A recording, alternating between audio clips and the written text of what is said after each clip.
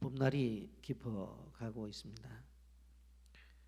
기온차가 심하기 때문에 감기에 걸리지 않도록 건강을 잘 지키시기를 바랍니다. 오늘 우리는 솔로몬의 이야기를 계속해서 듣게 되어지는데, 특별히 솔로몬의 몰락에 대해서 우리는 말씀을 오늘 나누기를 원합니다.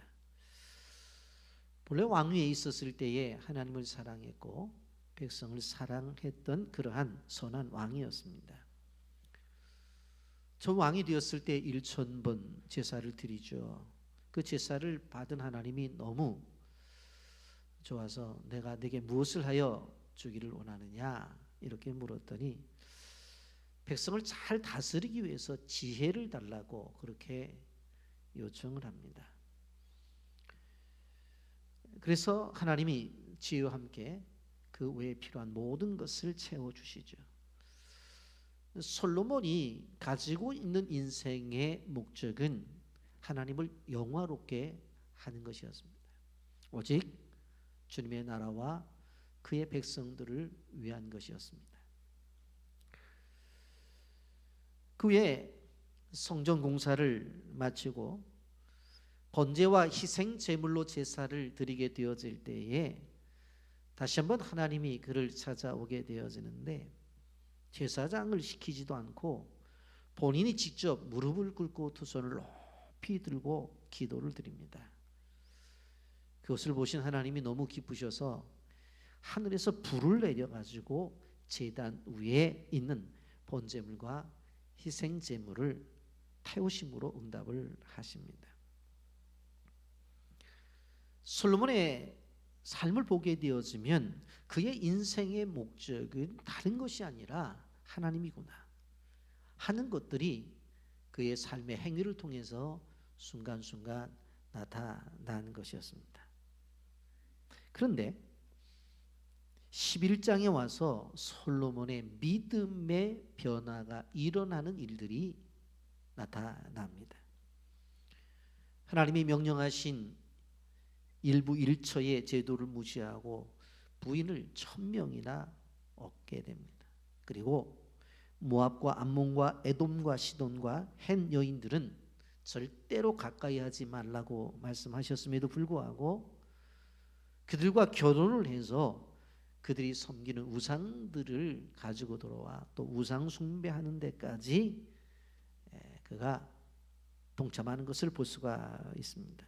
결국 이 일로 인해서 그의 아들 르호보암 때에 가서 나라가 둘로 나누어지는 일이 벌어집니다. 인생의 목적이 하나님이었던 사람이 갑자기 바뀌어서 이제 인생의 목적이 육신의 정욕과 안목의 정욕과 이생의 자랑이 되어졌어요.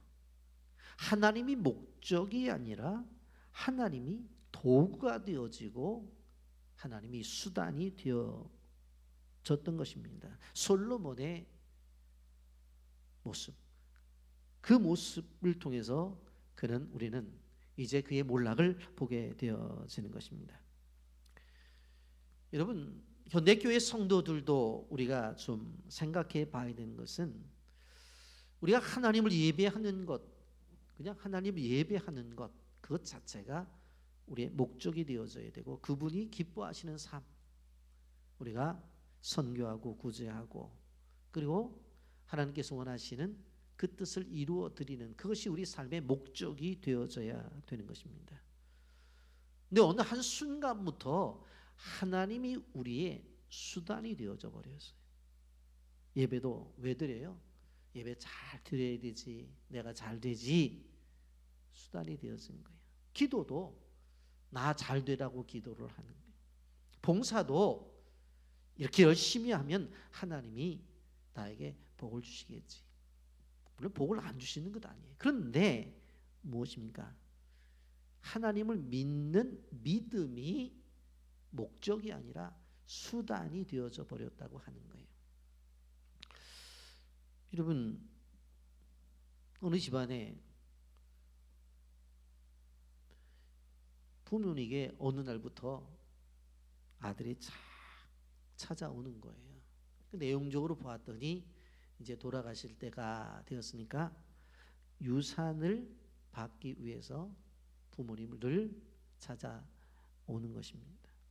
여러분, 자식이 부모에게 잘해야 되는 것은 그러니까 부모니까 잘해야 되는 거예요. 그렇잖아요. 부모에게 잘해야 되는 거예요. 부모가 무엇이 있든 없든지 간에 나를 낳아주신 부모님이니까 잘해야 되는 거예요. 그런데 어떻게 되어져요? 그러한 근본적으로 자식이 부모에게 해야 될 효도가 목적이 아니라 효도라는 것을 통해서 부모의 유산을 받으려고 하는 효도가 방법이 되어져 버린 거예요. 여러분, 이렇게 얘기를 하면 아유 그렇게라도 애들이 했으면 좋겠다 그런 생각을 가질지 모르지만 우린 분명 오늘 설교의 제목처럼 목적이 수단이 되어지면은 안 된다는 거예요. 그런데 하나님과의 관계 속에서도 끊임없이 이러한 일들이 일어난다고 하는 것입니다. 제가 목사님들에게 강의를 하면서 선교하라고 그러면서 교회의 존재의 목적이 바로 복음을 전하는 것이 선교라고 강력하게 강조를 합니다. 그러면 꼭 되묻는 것이 뭐냐면 선교하면 교회 부흥되냐고 해보라고 제가 그래요. 그런데 나중에 들려오는 얘기가 뭐라고 들려오냐면 선교를 위해서 열심히 했더니 재정적인 어려움이 있대요. 그렇죠. 선교 많이 하게 되면 재정 지출 많아지는 거죠. 그리고 선교를 했더니 힘이 든다는 거예요. 힘이 든다는 거예요.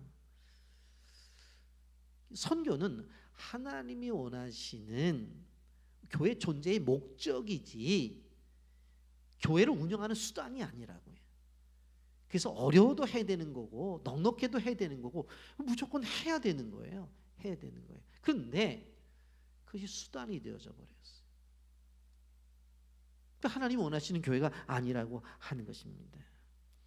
오늘 우리는 말씀을 들으면서 솔로몬의 전반기는 하나님이 목적이 되어져서 하나님이 축복을 받고 살았는데 11장부터는 하나님이 수단화가 되어져 버려요. 그래서 결국은 솔로몬의 인생이 무너지는 것을 볼 수가 있습니다. 우리가 말씀을 통해서 우리 자신들의 신앙을 점검해 보면서 우리의 신앙생활은 어떤가 하나님 주신 교훈을 받기를 원합니다. 영상 보고 말씀 계속하겠습니다. 지혜의 왕 솔로몬의 몰락. 지혜의 왕이라고 불리는 솔로몬을 아시나요? 오늘날까지도 솔로몬의 지혜라는 말은 누구나 한 번쯤은 들어봤을 법한 이야기인데요.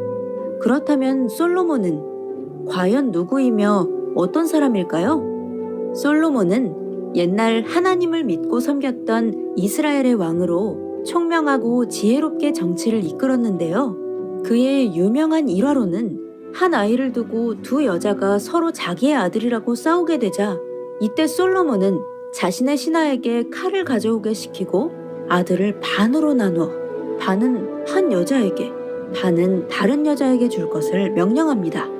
그러자 첫 번째 여자는 산 아들을 저 사람에게 주시고 죽이지 말라고 청하고 두 번째 여자는 내 것도 되게 말고 내 것도 되게 말고 나눠달라 이야기합니다. 이에 솔로몬은 첫 번째 여자가 그 아이의 진짜 어머니라는 것을 단번에 밝혀내게 되죠. 또 하나님을 열심으로 사랑하고 제사하던 솔로몬에게 어느 날 하나님께서 찾아오셔서 그에게 원하는 게 무엇인지 물어보시게 되는데요. 이에 솔로몬은 선악을 분별하는 지혜를 달라고 말하였고 하나님은 솔로몬이 자신의 부도 구하지 아니하고 원수의 생명 멸하기도 구하지 아니하고 오직 선악을 분별하는 지혜를 달라고 했다는 것에 큰 감동을 받으시고 솔로몬에게 부와 영광을 더욱더 붙여주시게 됩니다. 이렇게 해서 솔로몬은 지혜의 왕으로 오늘날까지 알려지게 되었던 것입니다. 그러나 많은 사람들이 알지 못하는 솔로몬의 뒷이야기 혹시 아시나요? 안타깝게도 솔로몬의 마지막은 결코 좋지 않았습니다. 솔로몬은 이방의 많은 여인들을 자신의 궁에 들이고 그 여인들을 사랑하게 되는데요. 이에 하나님께서는 솔로몬에게 몇 번이나 나타나셔서 그들과 통하지 말며 저희도 너희와 통하게 하지 말라. 저희가 정령코 너희의 마음을 돌이켜 저희의 신을 좇게 하리라 말씀하셨으나 솔로몬은 하나님의 말씀을 듣지 않고 이방 여인들을 더욱더 사랑하게 됩니다. 그리고 결국엔 하나님을 버리고 이방 여인들이 섬기던 이방신을 자신도 섬기게 되는 죄를 짓게 되죠. 이에 하나님께서는 솔로몬에게 크게 분노하시게 되고 결단코 이 나라를 내게서 빼앗아 내 신복에게 주신다 말씀하시고 솔로몬을 떠나시게 됩니다. 그리고 훗날 솔로몬의 죄로 인해 이스라엘이 남과 북으로 갈라지는 결과를 초래하게 됩니다. 지혜롭다고만 알아왔던 솔로몬 왕. 그치만 하나님이 보시기에도 지혜로울까 생각해봐야 하지 않을까요? 여러분 11장으로 넘어가면서 솔로몬이 하나님을 외면해요. 그의 삶 속에서 하나님을 외면한 모습들이 나타나는 것을 볼 수가 있습니다. 엄청난 부귀와 영화를 누렸던 사람입니다. 성공과 번영의 중심에서 조금씩 계명을 어김으로 타락의 길로 나가고 있는 것을 볼 수가 있습니다. 그러면 솔로몬이 몰라서 그랬느냐? 그러면 좀 이해가 돼요. 그런데 그게 아니라는 거예요. 이미 알고 있었어요. 신명기 17장 17절에 그에게 아내를 많이 두어 그의 마음이 미혹되게 하지 말 것이며 자기를 위하여 은금을 많이 쌓지 말 것이니라 그랬어요.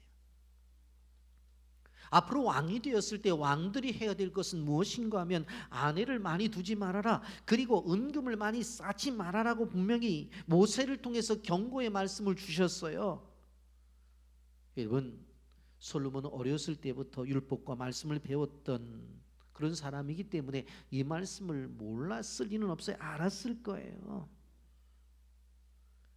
그리고 잠언의 저자인 솔로몬이 이방 여인을 사랑하여 마음을 뺏기게 될 때 어떤 결과가 올지 모른다는 것을 자신의 자녀에게 자기가 썼다고요. 그게 잠언서 5장 20절과 21절이에요. 내 아들아, 어찌하여 음료를 연모하겠으며 어찌하여 이방 계집의 가슴을 안겠느냐? 대저 사람의 길은 여호와의 눈앞에 있나니 그가 그의 사람의 모든 길을 평탄하게 하시느니라.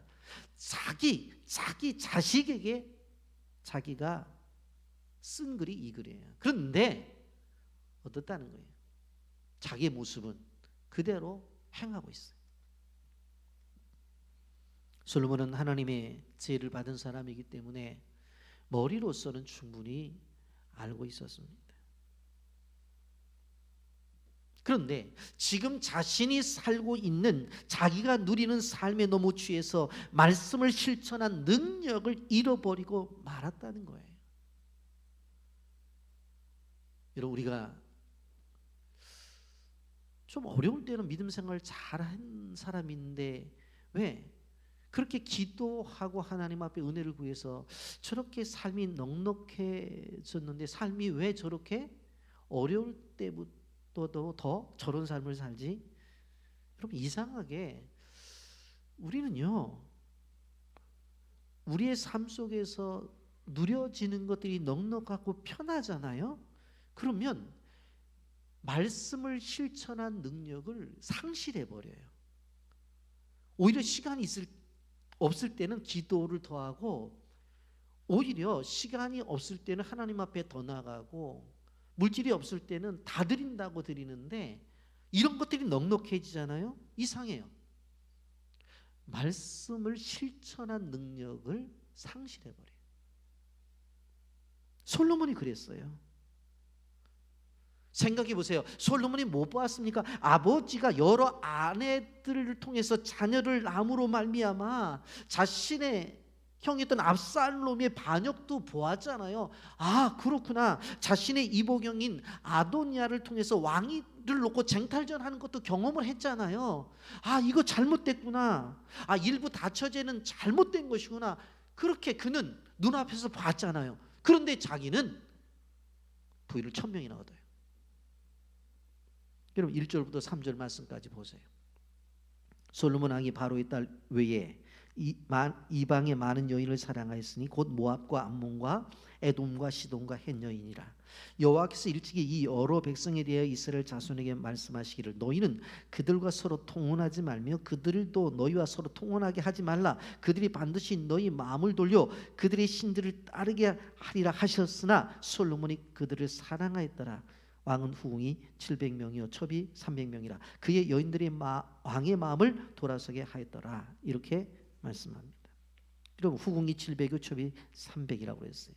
그런데 1절에서 보면 솔로몬이 이방의 많은 여인을 사랑했다고 말하고 2절에서는 솔로몬이 그를 사랑했다고 그렇게 말을 해요. 솔로몬에게 왜 이렇게 많은 사람들과 결혼을 했냐고 물으니까 이렇게 얘기를 해요. 이웃나라와 사돈 관계를 맺어야 서로의 침략을 하지 않을 것이지 않느냐, 불가침을 위해서 그렇게 했다고 말을 해요. 근데 여기 나타난 1절에 나타난 나라들을 보세요. 솔로몬 왕이 바로의 딸 위에, 바로 애굽이죠. 그런데 그 다음에 모압, 암몬, 에돔, 시돈, 헷, 이것은 아주 조그만 나라들이에요. 조그만 나라들이라고. 애국 같으면 사돈관계를 맺어서 한다는 걸 이해를 해요. 그런데 그 외에 모압이나 암몬이나 에돔이나 이러한 시돈과 헷은 아주 조그만 나라예요. 이런 나라와 관계를, 사돈관계를 맺어서 전쟁이 없게 하겠다는 것은 말이 안 돼요. 단지 많은 아내를 얻기 위한 탐욕으로밖에 보이지 않는 거예요. 그나들은 좋았겠죠. 왜? 솔로몬과 같은 당시에 그 위대한 왕의 딸들을 주었으니까 그들은 좋았겠죠. 근데 솔로몬은 이런 목적을 갖고 결혼했다는 건 말이 안 돼요. 그리고 뭐 사랑했대요. 여러분 1000명을 사랑하는데 어떻게 진실한 사랑이 있을까요? 예? 그렇게 많은 여자들을 두고서 이야기하면서 내가 당신을 진실로 사랑했다고 한 여자를 두고 말할 수 있을까? 그럼 다른 여자들은 뭐냐고. 이게 말이 안 되는 거예요. 말이 안 되는 거예요. 그러니까 솔로몬은 한마디로 말해서 진실한 사랑이 없는 사람이에요. 이 사람은 진실한 사랑이 없는 사람이에요. 어찌 됐든지 간에 하나님의 은혜로 성공을 이룬 솔로몬은 하나님만 의지하고 살았어야 되는데 세상의 다른 왕들처럼 이웃나라와 사돈관계를 맺고 그리고 또 그들이 믿는 신을 함께 믿어줌으로 말미암아 좀 평안하자 하는 방법을 그대로 활용하고 있어요. 4절과 5절 말씀 보십시오. 솔로몬이 나이가 많을 때에 그의 여인들이 그의 마음을 돌려 다른 신들을 따르게 하였으므로 왕의 마음이 그의 아버지 다윗의 마음과 같지 아니하여 그의 하나님 여호와 앞에 온전하지 못하였으니 이는 시돈 사람의 여신 아스타로스를 따르고 암몬 사람의 가증한 밀곱을 따릅니다. 여러분 아시다시피 솔로몬은 처음부터 우상 숭배를 한 사람은 아니었어요. 그런 이런 생각을 했을 거예요. 수많은 이방 여인들을 데리고 오면서 내가 도대체 누구야? 내가 솔로몬이야. 우리 아버지가 누구야? 다윗이잖아. 아무리 그들이 우상을 갖고 들어온다고 해도 나는 철저하게 하나님만을 섬길 거야. 그런 말을 하고 그런 생각을 했을 것이에요. 그런데 우리가 생각해 볼 때 이것은 큰 착각이에요.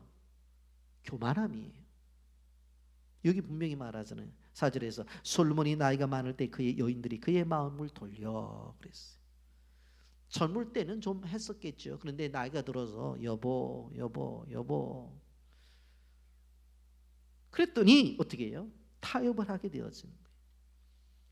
결국은 단순한 우상 숭배가 아니라 나라 돈으로 어떻게 되어져요? 곳곳에서 이방 신상을 만들고 이방 신당을 세운 것을 바라볼 수가 있어요. 6절부터 8절까지 보세요. 솔로몬이 여호와의 눈앞에 악을 행하여 그의 아버지 다윗이 여호와를 온전히 따름같이 따르지 아니하고 모압에 가증한 그모스를 위하여 예루살렘 앞 산에 산당을 지었고 또 암몬 자손의 가증한 몰록을 위하여 그와 같이 하였으며 그가 또 그의 이방 여인들을 위하여 다 그와 같이 하니라. 그들이 자기 신들에게 분향하며 제사하였더라.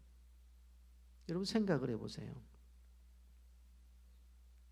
예루살렘 성전이 있어. 근데 그 앞에 금오스를 위해서, 모압의 신 금오스를 위해서 또 하나, 또 신전 하나 지어놓고, 그 옆에다가는 또 암몬의 가증한 신 몰록 신전을 또 지어놓고, 뭐 그렇게 생활을 하는 거예요. 그러면서 솔로몬이, 그러면 당신은 금오스 신전에 가라고, 당신은 몰록 신전에 가라고. 아이고, 그래도 한 번은 가줘야 되지 않겠느냐고. 당신이 우리 남편인데. 덜렁덜렁 또 따라가고. 우리 식으로 말하면 신앙 다 팔아먹은 거예요. 여러분, 우리가 솔로몬의 타락을 보면서 기억해 봐야 될 부분은 절대적으로 자신을 과신해서는 안 돼요. 안 그렇겠다고요? 솔로몬도 무너졌어. 이번 한 번 정도야. 한 번은 괜찮겠지. 이것은 괜찮겠지. 자신해서는 안 된다고 하는 거예요. 솔로몬이 지금까지 그렇게 해온 것은 하나님의 도우심을 받아서 지금까지 온 것인데, 그 하나님의 도우심이 아니라 그것을 거절하고 이방 신상에 눈을 돌렸을 때부터는 이제 하나님의 도우심은 끝난 거예요. 우리는 누구에게도 큰 소리 칠 수 없는 존재라고 하는 것을 우리는 알아야 되는 거예요. 그렇기 때문에 우리는 믿는 사람으로서 하나님의 말씀으로 자신을 살펴야 되는 거예요. 겸손한 마음으로 하나님 앞에 구해야 되는 거예요. 다른 방도가 없어요. 그래서 하나님의 말씀이 있는 곳으로 나가는 것이고, 기도가 있는 장소에 앉아 있어야 되는 것이고, 예배가 있는 자리에 가서 그 예배에 참석해야 돼요. 그래도 우리 자신을 유지하는 것이지, 예배를 떠나서 자기 신앙을 유지할 수 있다고요? 기도를 떠나서 내 신앙을 유지할 수 있다고요? 말씀을 떠나서 내가 하나님의 뜻대로 산다고요? 그런 존재가 아니에요. 그런 존재가. 여러분이 타락한 솔로몬을 보면서 하나님의 마음이 얼마나 아팠겠어요. 제가 왜 저래? 제가 왜 저래? 예전엔 안 그랬잖아. 왜 저래? 왜 저래? 근데 이것은 놀라운, 그리고 무서운 말이 나와요. 9절 10절 보세요. 솔로몬이 마음을 돌려 이스라엘의 하나님 여호와를 떠남으로 여호와께서 그에게 진노하시니라. 여호와께서 일찍이 2번이나 그에게 나타나시고 이에 대하여 명령하사 다른 신을 따르지 말라 하셨으나 그가 여호와의 명령을 지키지 않았으므로. 솔로몬이 마음을 돌렸어요. 하나님이 이제 화를 내기 시작하셨어요. 너 다른 신을 따르지 말라고 했잖아. 근데 부인들의 요구에 의해서 다른 신을 따르고 있어요. 여러분, 진노하셨다는 이 사실에 대해서 우리가 어떻게 생각해야 돼요? 잘못했을 때 하나님의 채찍이 없다면 그것은 하나님이 그를 살아가는 게 아니에요. 그냥 버려둔 거라고 하는 것을 우리는 기억해야 되는 거예요. 때려서라도 정신을 차리게 하는 것이 사랑이지, 죄의 길로 갈 때 가만히 놔두는 것은 사랑이 아니라는 거예요. 그것은 그냥 망하도록 놔두는 것이라고 하는 거예요. 자녀들이 자랄 때에 철이 들었다고 하는 것은 무엇인 줄 아세요? 잘못했을 때 부모가 무섭게 야단을 치고 때릴 때에 그 야단을 치고 때리는, 그 징계하는 부모님의 눈에 눈물이 있는 것을 느낄 때에 그게 큰 아이예요. 그게 성장한 아이예요. 그럴 때 자녀들의 마음에 감동이 오는 거예요. 우리 아빠가, 우리 엄마가 저렇게 소리를 지르며 저렇게 매를 들었는데 단순한 매가 아니라 눈에 눈물이 고여있구나. 우리를 위한 거구나. 그거를 알면 이제 큰 거야, 아이가. 신앙생활도 마찬가지입니다. 영적으로 하나님이 때리실 때 하나님의 눈에 눈물이 고여있는 것을 우리는 봐야 되는 거예요. 하나님의 눈 속에 있는 눈물을 우리는 볼 줄 알아야 되는 거예요. 여러분, 이런 상태에 있는 솔로몬에게 하나님이 경고를 하십니다. 솔로몬은 당시에 최첨단 기마대를 애굽에서 대량으로 데리고 오고 주변 국가와 혼인을 하면서 혼인 동맹을 통해서 국방을 다지려고 했어요. 인간적인 방법으로 다 했다는 이야기죠. 그런데 우리가 알아야 될 것은 무기가 겁이 나서 대적이 쳐들어오지 못한 것이 아니라 하나님의 보호막이 그들을 지키고 있었기 때문에 쳐들어오지 못한 것이었어요. 여러분, 그런데 솔로몬은 무슨 생각을 했어요? 최첨단의 무기를 갖다 놓으면 외부의 침략이 막아지겠지, 그런 생각을 한 거예요. 여러분, 그게 아니에요. 하나님의 보호막이 지켜준 거예요. 여러분, 솔로몬의 이름의 뜻은 샬롬에서 나왔습니다. 히브리어는 쉘로모라고 하는 단어인데 이 쉘로모를 우리는 그냥 솔로몬이라고 해요. 그러니까 솔로몬이라고 하는 이름의 뜻은 평화라는 거예요. 그래서 여러분, 솔로몬이 왕이 되었을 때 얼마나 나라가 평화롭게 되어졌어요. 그렇잖아요. 그런데 이제 그의 불순종으로 말미암아 평화가 상실되어집니다. 솔로몬의 불순종은 바로 이스라엘을 막고 있었던 하나님의 보호막이 거쳐지게 되었어요. 국방과 외교가 끝없이 불안한 상태에 빠져들게 되어지는 것입니다. 지금까지는 그렇게 주변에 있는 작은 나라들이 꼼짝을 못했는데 솔로몬이 불순종을 하니까 이들이 우죽순처럼 고개를 들기 시작했어요. 오늘 11장에는 세 명의 왕이 바로 나타나는 것을 볼 수가 있습니다. 첫째로는 에돔의 하닷이라고 하는 사람입니다. 14절부터 22절까지는 에돔의 하닷이 나옵니다. 소돔의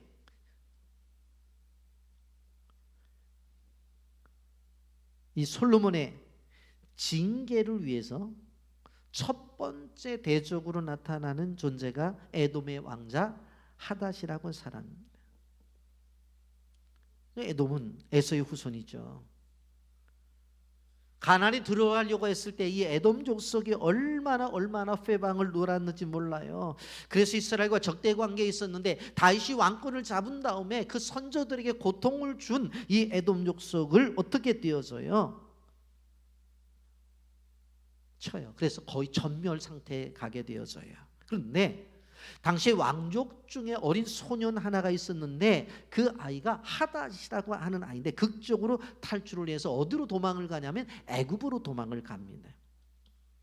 17절부터 19절 말씀해 보세요. 그때의 하닷은 작은 아이라 그의 아버지 신하 중 에돔 사람 몇몇과 함께 도망하여 애굽으로 가려 하여 미디안을 떠나 바란에 이르고 거기서 사람을 데리고 애굽으로 가서 애굽 왕 바로에게 나아가매 바로가 그에게 집과 먹을 양식을 주며 또 토지를 주었더라. 하닷이 바로의 눈앞에 크게 은총을 얻었으므로 바로가 자기의 처제 곧 왕비 다브네스의 아우를 그의 아내로 삼음에, 그렇게 말씀해요. 애굽 왕 바로 왕이 자기의 처제와 결혼을 시켜서 동서 관계를 맺을 정도로 바로의 은총을 입은 사람이 하닷이라고 하는 사람이에요. 그래서 21절에 보면 다윗과 요압이 죽었다고 하니까 뭐라고 말을 하냐면 바로에게 가서 나 자기 고향으로 돌아가겠다고 말을 해요. 그랬더니 22절에 아니 생각을 해보라고, 이 땅에 부족한 것이 없는데 왜 그 땅을 가겠느냐라고 그렇게 묻지만 굳이 가겠다고 말을 해요. 여러분, 하닷이라고 하는 사람이 가벼운 사람이 아니에요.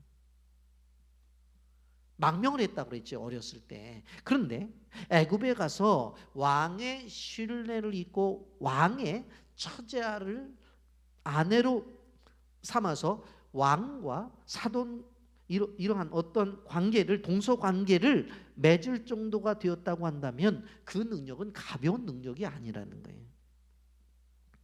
근데 이 사람이 돌아와요. 여러분, 지금 뒤에는 누가 있어요? 애굽이 있어요.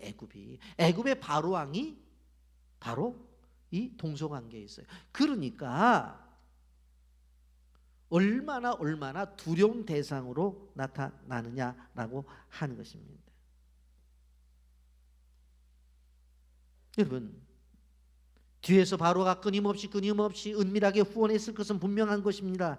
바로는 양다리 외교를 했다고 하는 거예요. 자기 딸은 솔로몬에게 주어서 사돈관계를 맺고, 또 처제는 하닷이라고 하는 사람에게 주어서 또 이렇게 동서관계를 맺었어요. 잘 이해가 되지 않잖아요. 그런데 그렇게 했어요. 자기 딸은 솔로몬에게 주어서 관계를 맺고, 처제는 하닷에게 주고. 이것이 세상이에요. 여러분, 세상은 다 내 편인 것처럼 보이는 일들도 내가 연약해지면 가차없이 나를 내치고 다른 쪽으로 붙는 거예요. 솔로몬이 영적으로 타락하니까 세상 나라가 그를 향해서 끊임없이 이중성과 간악함을 가지고 나타나는 것을 바라볼 수가 있습니다. 세상의 권력을 믿고 따라가다가 결국은 어떻게 되어져요? 버림받고 비참한 일을 벌일 수가 있다고 하는 것입니다. 사람을 믿어서는 안 돼요. 이 말은 사람을 믿지 말라는 이야기는 아니에요. 왜? 사람과의 관계 속에서 어떻게 안 믿겠어요? 단지 무엇인 거냐면 우리가 사람을 믿을 때 하나님처럼 100% 믿지 말라는 이야기예요. 왜? 우리는 연약한 죄성을 가지고 있는 인간이기 때문에. 왜? 세상은 애굽의 바로처럼 겉과 속이 달라요. 두 번째로 보면 수리아의 르손이라고 하는 사람이 나타납니다. 23절부터 25절까지 나타나는 사람입니다. 르손을 통해서 압박이 다가와요.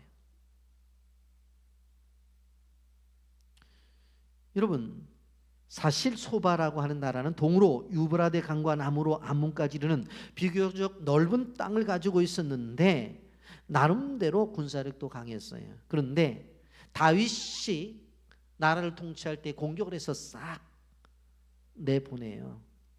이때 르손이라는 사람이 자기 나라를 버리고 사람들을 모아서 탈출해서 다메섹으로 가서 거기서 수리아 왕이 되어져요. 근데 이 르손도 다윗이 왕이 있을 때는 조용히 있다가 다윗이 죽었다는 이야기를 듣고 일어나서 이스라엘을 괴롭히기 시작합니다. 24절 25절 말씀입니다. 다윗이 소바 사람을 죽일 때 르손이 사람들을 자기에게 모으고 그 무리의 괴수가 되어 다메섹으로 가서 살다가 거기에 왕이 되었더라. 솔로몬의 일평생에 하닷이 끼친 환난 후에 르손이 수리아 왕이 되어 이스라엘을 대적하고 미워하였더라. 여기 보면 하닷 얘기했죠. 그리고 르손 수리아 왕이 이스라엘 대적했다고 그렇게 말씀하는 것을 볼 수가 있습니다. 왜 이들이 고개를 들고 이스라엘을 공격할까요? 우리가 생각해 보면 이들 나라가 실질적으로 수고하고 노력과 애씀을 통해 가지고 점점 부강해지고 군사력도 좋아지니까 이스라엘을 침공했다고 그렇게 생각할 수 있어요. 그러나 성경은 그렇게 말하지 않아요. 솔로몬의 타락으로 말미암아 나타난 결과고 솔로몬의 타락으로 하나님이 그들을 채찍으로 사용하고 있다고 하는 거예요. 여러분, 우리도 꼭 기억해야 돼요. 우리 주변에 우리를 해하려고 하는 사람들이 나타나게 될 때 왜 저러지? 라고 생각하지 말고 자기를 돌아봐야 돼요. 불평할 게 아니라 자기를 돌아봐야 된다고 하는 것입니다. 그리고 세 번째로 솔로몬의 부하였던 여로보암을 통해서 고난이 찾아옵니다. 26절부터 40절까지입니다. 여러분, 솔로몬이 믿었던 그러한 충성된 신하가 누구였어요? 여로보암이었어요. 28절 말씀 보면 이 사람 여로보암은 근용사라 솔로몬이 이 청년의 부지런함을 보고 세워 요셉 족속의 일을 감독하게 하였더니 그렇게 말씀합니다. 여러분, 사람들을 배신하는 경우가 있는데 멀리 있는 사람이 배신하는 것보다 가장 가까이 있는 사람들이 배신하는 경우가 많이 있습니다. 여러분, 예수님을 3번이나 모른다고 부인한 사람이 누구예요? 베드로잖아요. 예수님을 판 사람이 누구예요? 그의 제자 가룟 유다잖아요. 솔로몬이 생각해 볼 때에 하닷이나 르손은 그럴 수 있다고 쳐요. 그런데 자기가 가장 믿었던, 자기가 선택해서 자기가 부하로 삼았던 이 여로보암의 반역은 도무지 이해가 안 돼요. 그런데 그것은 불순종한 솔로몬을 징계하기 위한 도구로 하나님이 여로보암의 반역을 사용하신 거예요. 여러분, 우리는 생각을 해봐야 돼요. 우리가 세상을 살아가면서 인생 속에서 좋은 일이든 나쁜 일이든 우연히 일어나는 일이 없다는 것을 알아야 됩니다. 그 모든 상황을 통해서 하나님이 말씀하시는 거예요. 하나님 우리에게 말씀하시는 것은 가장 중요한 것이 성경을 통해서 말씀하시죠. 기도할 때 또한 주시는 메시지가 있어요. 교회 생활을 통해서도 주시는 말씀이 있어요. 그런데 중요한 것은 무엇인가 하면 내 인생의 삶에 있어서 수많은 일들을 통해서 말씀하시는 거예요. 그래서 우리는 어떠한 일이 있을 때에 그 일을 가만히 보아야 돼요. 그 속에서 하나님의 숨겨진 메시지를 우리는 읽을 수 있는 거예요. 나와의 관계 속에서 일어나는 수많은 일들, 그 속에서 나를 향한 하나님의 메시지가 있다고요. 그래서 신문을 보면서도 가볍게 봐서는 안 돼요. 방송을 들으면서도 가볍게 들어서는 안 돼요. 왜? 그 속에서 하나님이 주시는, 나를 향해 주시는 메시지가 있어요. 그것을 듣는 사람들은, 그것을 보는 사람들은 영적으로 예민한 사람이고, 모르는 사람들은 그냥 예민하지 않은 사람이죠.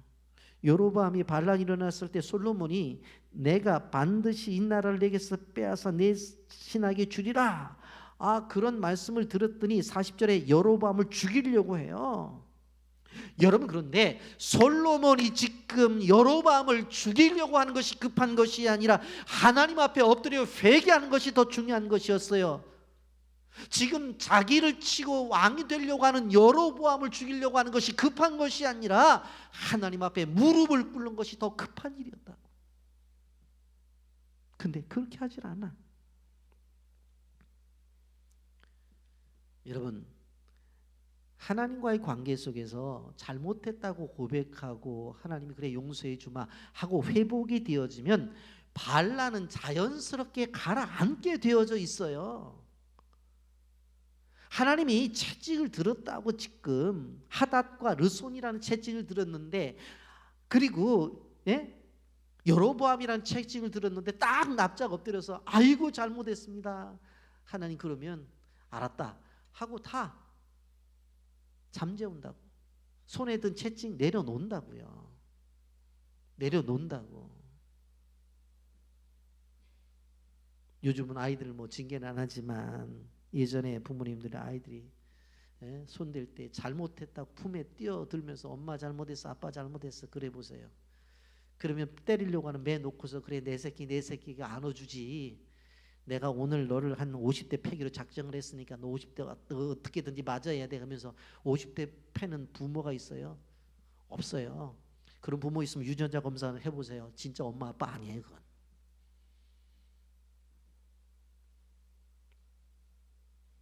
이제 우리는 이러한 배경 속에서 솔로몬의 마지막을 좀 봐야 됩니다. 분명코 이렇게 하닷, 르손, 여로보암이란 채찍을 들었잖아요.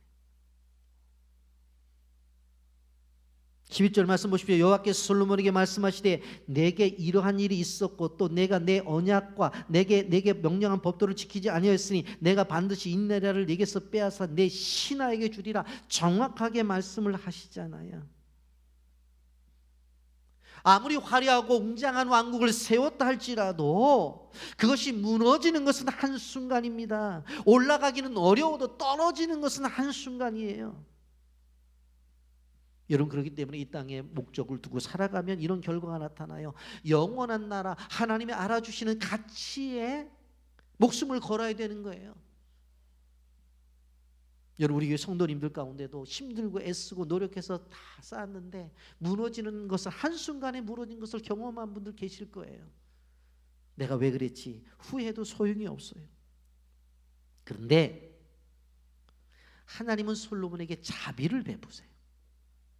12절 13절입니다. 그러나 내 아버지 다윗을 위하여 내 세대에는 일을 행하지 아니하고 내 아들의 손에서 빼앗으려니와 오직 내가 이 나라를 다 빼앗지 아니하고 내 종 다윗과 내게 택한 예루살렘을 위하여 한 지파를 네 아들에게 주리라 하셨더라. 그런데 이 일을 다윗을 생각해서 솔로몬 때에는 안 하시겠대. 그러니까 솔로몬은 지금 아버지가 베풀고 아버지가 심은 그 놀라운 하나님을 향한 헌신, 그것에 대해서 덕을 보고 있는 거예요. 이런 부모님이 신앙생활 잘하면 자식들이 은혜 받고 축복받는다는 거 꼭 기억하셔야 돼요. 오늘 쭉 말씀하시잖아요. 그런데 내 때는 안 하겠어. 왜? 아버지 때문에 너 도대체 내가 그렇게 못하겠다. 이 이야기는 하나님이 기간을 주시는 거예요. 시간을 주시는 거예요. 그때라도 했으면 되잖아요. 회개를. 아버지 다윗을 기억하시고 끝까지 그의 맺은 언약을 신실하게 행하시겠다는 거예요. 그런데 여기서 중요한 하나의 사건이 나타나는데 그것이 아이야 선지자를 통해서 다시 한번 상징적 행위를 통하여서 말씀하십니다. 입으로만 말씀하셨잖아요. 그런데 행동을 보여줘요. 29절부터 32절까지입니다. 그쯤에 여로보암이 예루살렘에 나가 때에 실로 사람 선지자 아이야가 길에서 그를 만나니 아이야가 새 의복을 입었고 그 두 사람만 들에 있었더라. 아이야가 자기가 입은 새 옷을 잡아 12조각으로 찢고 여로보암에게 이르되 너는 12조각을 가지라. 이스라엘의 하나님 여호와의 말씀에 내가 이 나라를 솔로몬에게서 찢어 빼앗아 10지파에게 주고 오직 내 종 다윗을 위하여 이스라엘 모든 지파 중에서 택한 성읍 예루살렘을 위하여 한 지파를 솔로몬에게 주리니. 여러분 여기에 어떤 선지자가 나와요? 아히야라는 선지자가 나타나는. 아히야라는 선지자가 딱 나타나는데 새 옷이었어요. 새 옷을 갑자기 벗더니 이것을 잡아갖고 12조각으로 다 쪼개는 거예요. 그리고는 10조각을 누구에게? 여로보암에게 딱 주는 거예요. 이게 뭐예요? 소위 행위 메시지라는 거예요. 행위 메시지. 행동을 통해서 말씀하시는 거예요. 그러니까 이런 것을 경험한 다음에 여로보암이 가만히 있겠어요? 죽이겠다고 그러지. 그래서 여로보암을 죽이려고 하니까 솔로몬이 죽을 때까지 애굽에 가서 도망가서 생활을 해요. 자, 말씀하시죠? 그래도 안 들으니까 아이야라는 선지자를 데려다가 옷을 찢으면서까지 딱 보여주셨잖아요. 근데도 말 안 들어요. 여러분 결론을 보기를 원합니다. 솔로몬의 삶의 결론 42절 43절입니다. 솔로몬이 예루살렘에서 온 이스라엘을 다스린 날수가 40년이라 솔로몬이 그의 조상들과 함께 자매 그의 아버지 다윗의 성읍에 장사되고 그의 아들 르호보암이 대신하여 왕이 되니라. 말씀을 정리합니다. 40년 동안 왕으로 있다가 죽었어요. 이 조상들이 자는 묘지에 장사가 되었습니다. 여러분 오늘 우리는 불순종을 하게 되어질 때에 어떻게 되는가 하는 것에 대해서 오늘 말씀을 들었습니다. 솔로몬의 시작은 어땠어요? 좋았어요. 그런데 목적이 수단이 되어질 때에 그 인생이 어떻게 무너지는 것을 우리는 볼 수가 있는 것입니다. 그의 삶의 시작은 하나님이 목적이셨어요. 그 목적을 이루기 위해서 자기가 도구가 되었었다고요. 하나님의 뜻을 이루기 위해서 나를 사용해달라는 거예요. 그런데 이제 그것이 아니라 목적이 하나님이 아니라 자기가 목적이에요. 그래서 하나님 보고 내 목적을 이루기 위해서 하나님이 좀 사용되어 달라고 그렇게 요구하는 것을 볼 수가 있습니다. 지금까지는 내가 잘해서가 아니라 하나님이 보호해 주셨기 때문에 하나님의 마음에 합한 사람이었던 것을 바라볼 수가 있습니다. 그런데 바뀌어졌어요. 11장 이전에는 어떻다고 그랬어요? 하나님의 영광을 위해서 자기가 도구가 되었어요. 나를 쓰시라고, 나를 쓰시라. 근데 이제는 바뀌어졌어요. 자기를 위해서 하나님이 도구로 만드는 거예요. 완전히 달라요. 저는 오늘 말씀을 정리하면서 꼭 여러분들에게 부탁드려요. 하나님을 위해 사세요. 다 책임져 주세요. 너희는 먼저 그의 나라와 그의 의를 구하라. 그리하면 이 모든 것을 주신다고 그랬어요. 그렇다고 한다면 성경의 구도대로 살아야 돼요, 우리는. 근데 자꾸 하나님을 도구로 삼으려고 그래요. 잘 살아야 됐으니까 하나님 뭣도 주시고요. 어떻게 이것도 해결해 주시고요. 자꾸.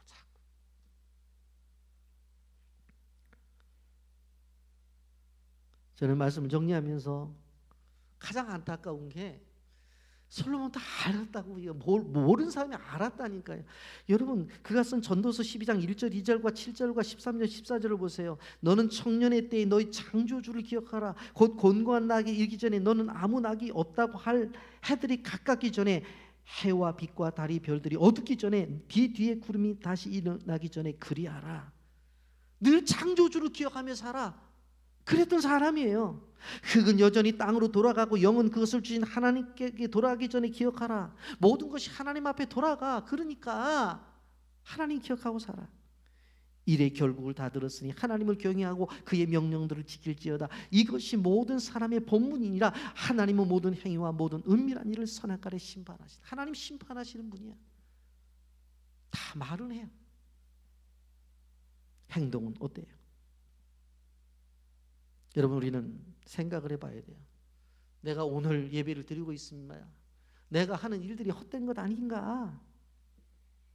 그리스도인이 생각해 봐야 되는 것은 오늘 내가 하는 일이, 이것을 붙잡고 있는 이 일이 실질적으로 하나님 앞에 인정을 받아서 천국까지 들고 갈 것을 내가 붙잡고 있는가 생각을 해봐야 돼요. 그런데 천국 갈 때 다 집어 던지고 갈 것을 내가 지금 이것이 없으면 못 산다고 붙잡고 있다면 그 사람이 신앙을 다시 한번 생각해 봐야 돼요. 내가 붙잡고 있는 게 뭐예요? 그 천국까지 인정받고 갖고 갈 것이라고 한다면 그 사람은 인정받는 믿음의 생활이지만 지금 내가 붙잡고 있는 것이 좋다고 붙잡고 있는데 하나님 나라 갈 때 다 집어 던지고 가야 될 거야. 그럼 거기에 너무 애착하지 마세요. 오늘 성경이 우리에게 귀한 교훈을 주고 있어요. 왜 성경의 솔로몬의 실패를 이렇게 우리에게 가르쳐 준 줄 아세요? 여러분, 이 11장에 이것을 쓰는 주님의 마음을 읽으셔야 돼요. 주님이 이 말씀을 기록하고 여러분에게 말씀하시면서 그 눈에 담겨져 있는 눈물을 확인해야 된다고요. 너희는 그렇게 살지 말아라. 그렇게 살면 망해. 그렇게 살면 죽어. 그 이야기를 들어야 돼. 여러분, 솔로몬의 실패를 거울 삼아 주님의 뜻대로 살아 주님의 축복을 누리는 주의 백성들이 되기를 예수님의 이름으로 축복합니다. 아멘.